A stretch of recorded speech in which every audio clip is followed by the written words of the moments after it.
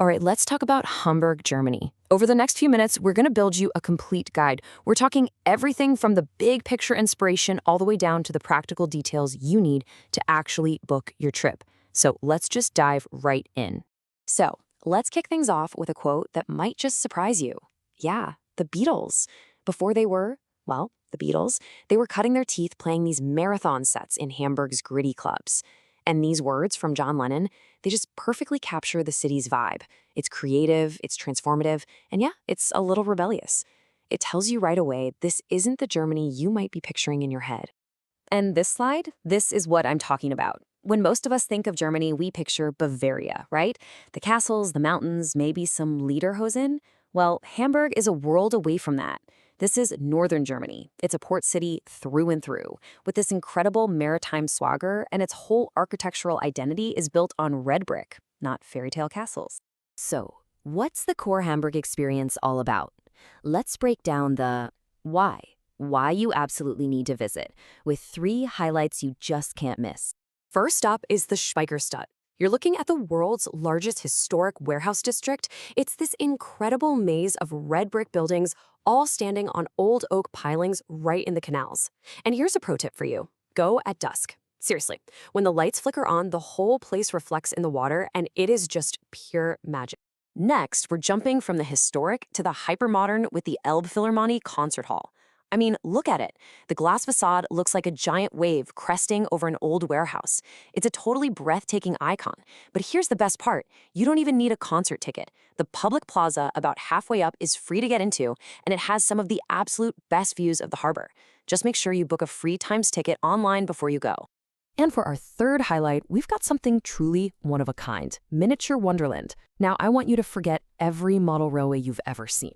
This is the world's largest, with entire countries recreated in this obsessive, amazing detail. But what makes it so special is that it's interactive. You can press all these buttons to trigger everything from a space shuttle launch to a tiny little chocolate factory that actually dispenses real Lindt chocolate. It's incredible. Of course, you've got to try the food. On the left, that's the city's culinary calling card, the fish brötchen. It's a simple, fresh fish sandwich, and you can grab one right by the water. And speaking of tradition, you might see something called labskaus on the menu. It's an old-school sailor's meal. Now, the description, corned beef, potato, and beetroot mash, might sound a little challenging, but trust me, it's a true taste of Hamburg's maritime soul. All right, so you're sold on the why. Now let's get into the how. Here is a super simple blueprint for a 3-day trip that'll feel totally organized, not overwhelming at all. The key is to think in themes. So, day 1, you just immerse yourself in the city's DNA, the port, the Speicherstadt, and the Elbphilharmonie. Day 2 is for your deep dives. You're going to want a huge chunk of time for Miniature Wonderland, and then maybe check out another of the city's great museums. And finally, day 3 is for art and local life. Go see the masterpieces at the Kunsthalle, then just get lost in the cafes and street art of a neighborhood like Stearns Hanse. Okay, now for the nuts and bolts. This is the planner's toolkit, with all the essential info you need to go from just dreaming about this trip to actually booking it. Choosing where to stay can be tough, but you know what? This chart makes it really easy. You just have to ask yourself 2 things. What's my budget and what's my vibe? Are you looking for something polished and historic, or maybe something a little more gritty and alternative? This quadrant will point you to the perfect neighborhood, whether it's a luxury spot in Hafen City or a cool hostel in St. Pauli. So when should you go?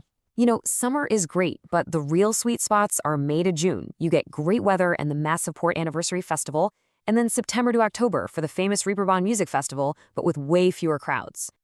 And don't even worry about getting around. The public transport system, the HVV, is incredibly efficient, and a single ticket even gets you on the harbor ferries. A day pass offers fantastic value. And here's another insider tip for you. Ride the U3 train line. It runs on this elevated track that gives you an amazing scenic tour of the harbor, all for the price of a regular ticket. Finally, just remember that Hamburg isn't only an incredible destination by itself, it's also the perfect launch pad for exploring the entire region. It really is the gateway to the north. I mean, just look at this map. You can see all the possibilities. You're only a 45-minute train ride from the medieval streets of Lübeck, or about an hour and a half from that stunning fairy tale palace in Schwerin. Basing yourself in Hamburg lets you get the best of both worlds, a world-class city and the unique culture of northern Germany.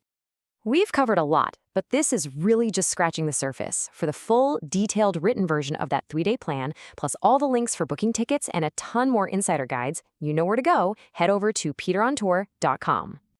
So, after seeing that amazing contrast of historic brick and modern glass, the unique culture, and the dead simple plan to see it all, there's really only one question left.